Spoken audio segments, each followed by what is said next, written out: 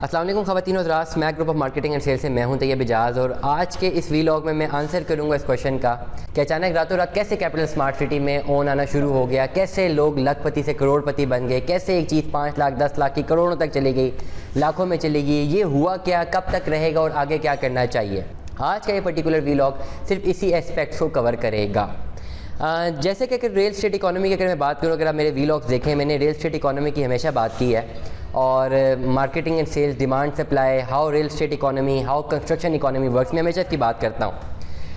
In this context में आपको एक जनरल व्यू देता हूँ, फिर आपने जनरल व्यू को सुन के अपना फैसला करना है कि डेफिनेटली हुआ क्या है अब तक, आपने एनालाइज करना है और आगे अब क्या होने वाला है ये भी आपने एनालाइज करना है। The data will be completely research based और इसमें जो टर्मिनोलॉजीज यूज़ की जाएंगी वो डेफिनेटली रिसर्च बेस्ड होंगी और लिटरेचर वर्क इसमें इन्वॉल्व होगा।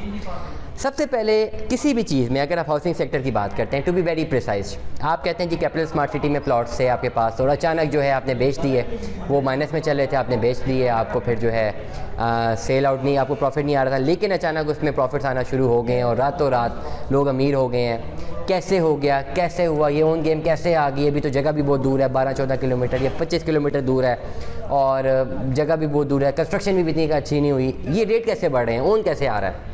हमेशा मेरी बात याद रखें, हमेशा उस चीज़ का रेट बढ़ता है जिसकी डिमांड बढ़ती है। When demand goes up, rate goes up. और हमेशा ओवरनाइट रेट तब बढ़ते हैं जब डिमांड बहुत ज़्यादा बढ़ जाए और सप्लाई ख़त्म हो जाए। कैपिटल स्मार्ट सिटी में 2022 में आजकल की तारीख में, पिछले 1-2 महीने की अगर हम बात करें, मार्च और अप्रैल में कुछ ऐसा ही हुआ है। 2018 से 2022 तक अगर देखें तो उस वक़्त डिमांड कम थी, सप्लाई ज़्यादा थी, लेने वाले लोग कम थे और बेचने वाले लोग ज़्यादा थे, फ्रेश बुकिंग्स हो रही थी, लोग लेना चाह नहीं रहे थे, इन्वेस्टमेंट करना नहीं चाह रहे थे, तो डिमांड कम थी, सप्लाई ज़्यादा थी, इसलिए फाइल्स नेगेटिव में थी। लेकिन अचानक रातों रात ऐसा क्या हुआ कि वो तमाम तर चीज़ें ख़त्म हो गई और माइनस की चीज़ें ह्यूज प्रॉफिट्स में चले गई। एक तो सबसे बड़ी बात है कि इंटरचेंज अनाउंस हुआ है। जैसे इंटरचेंज अनाउंस हुआ है तो इन्वेस्टर्स को थोड़ा बहुत लगा है इसमें कि जी इसमें फ्यूचर एस्पेक्ट्स इनको दिखे हैं और उन्होंने इन्वेस्टमेंट करना शुरू की है, नंबर 1। नंबर 2, एक आपको रियल स्टेट इकोनॉमी का बता देता हूँ कि एक रियल स्टेट इकोनॉमी में डिमांड कैसे बढ़ाई जाती है और सप्लाई कैसे कम की जाती है।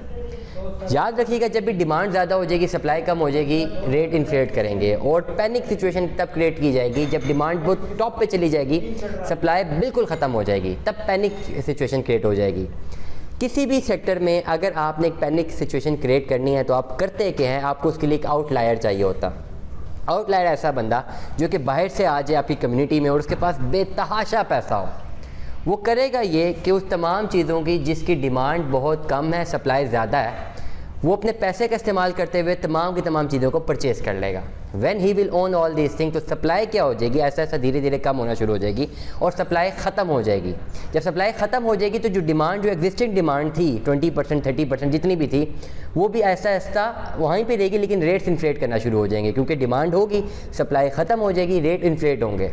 अब यहाँ पे एक ट्विस्ट ये होगा कि वो ही बायर जिसने तमाम तर चीज़ें खुद ग्रैब कर ली हुई हैं, वो ही मार्केट में आवाज़ निकालेगा, वही मार्केट में एक बात करेगा कि उसे मज़ीद डिमांड चाहिए, मज़ीद उसे स्टॉक चाहिए और उसके लिए वो अच्छा खासा पैसा रख के बैठा होगा और मार्केट में फ्लोट करने के लिए दिखाएगा कि हाँ मुझे चाहिए, मुझे स्टॉक चाहिए। अब ऐसी जब सिचुएशन आएगी जब उसे स्टॉक चाहिए होगा बहुत ज़्यादा, तो डेफिनेटली वो क्या करेगा, आर्टिफिशियली डिमांड को बहुत ऊपर तक ले जाएगा।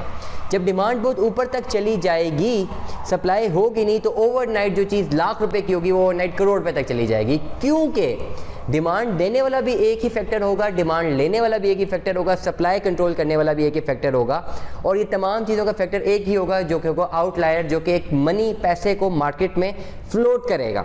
अब इस पर्टिकुलर एस्पेक्ट को आप गौर से सुन के किसी भी एस्पेक्ट में डाल लीजिए और समझ लीजिए, रियल स्टेट इकोनॉमी में अगर कोई चीज़ नहीं बिक रही, उसको बेचने के लिए, उसको ऊपर तक ले जाने के लिए एक आउटलायर की ज़रूरत होती है।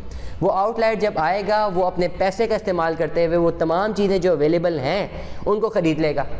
जब ख़रीद लेगा तो एग्जिस्टिंग डिमांड होगी, उसके प्राइसेस बढ़ना शुरू हो जाएंगे क्योंकि थोड़ी बहुत डिमांड तो थी ना, लेकिन जब स्टॉक ही ख़त्म हो गया मार्केट में तो कहीं ना कहीं से तो उस डिमांड को पूरा करना है, तो इन्फ्लेशन होगी, वो चीज़ एक्चुअल रेट से थोड़ा सा ऊपर होना शुरू हो जाएगी। ऐसी सिचुएशन में जब वही फैक्टर मार्केट में कहेगा कि मुझे अब और चाहिए और एक और डिमांड, आर्टिफिशियल डिमांड को क्रिएट करेगा और कहेगा कि मुझे चाहिए ही चाहिए, तो क्या होगा कि डिमांड एक्सट्रीम पे चली जाएगी और जिन लोगों के पास अवेलेबल होगा वो धड़ाधड़ बेचना शुरू कर देंगे कि एक्सट्रीम पे डिमांड है। जब वो मार्केट में फ्लोट करेंगे वो भी वो फैक्टर ख़रीदना शुरू कर जाएगा एक अरसे तक। एक अरसे के बाद वो ख़रीदना बंद कर देगा।